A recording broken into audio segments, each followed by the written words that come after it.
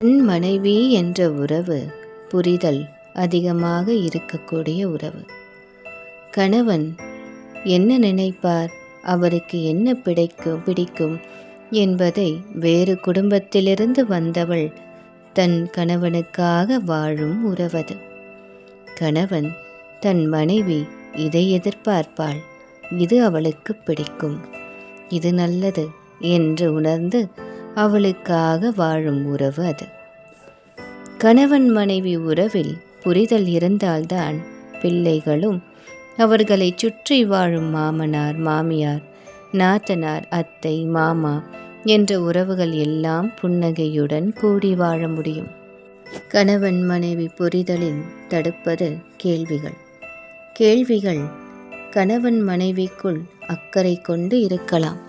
அதே கேள்விகள் தன்னை மீறி மற்றவர்கள் செய்திடக்கூடாது என்ற அதிகாரத்திலோ தனக்காக நீதான் செய்ய வேண்டும் என்று மற்றவரை தன்பால் வைத்து கொள்வதிலோ இருந்தால் மற்றவரின் சுய சிந்தனையும் சுதந்திரத்தையும் இழக்க நேரிடுகிறது.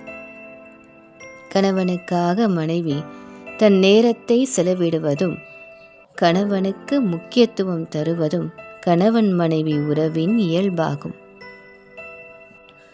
மனைவிக்காக கணவன் மற்றவரிடம் தன் மனைவியை விட்டு கொடுக்காமல் குறை சொல்லாமல் இருப்பது கணவன் மனைவி உறவின் அழகாகும்.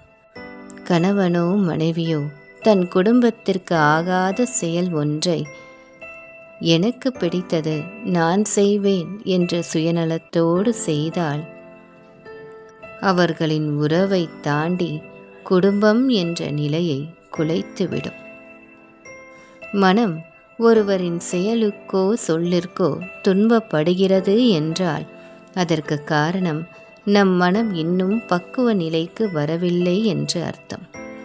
பக்குவம் அடைந்த மனம் பிறரின் வார்த்தைகளை பார்ப்பதில்லை, அவர்களின் இயல்பை தான் பார்க்கின்றது.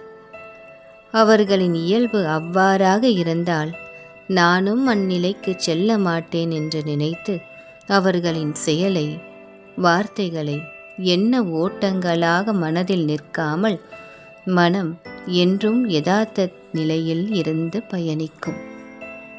பிறரின் செயலையும் சொல்லையும் சுமந்து பல வருடங்களாக அதை கல்வெட்டு போல் மனதில் வைத்திருந்தால் உறவு எப்படி மகிழ்ச்சியாக இருக்கும்? மனதினை பண்படுத்துவது பல மனிதர்களை காண வேண்டும்.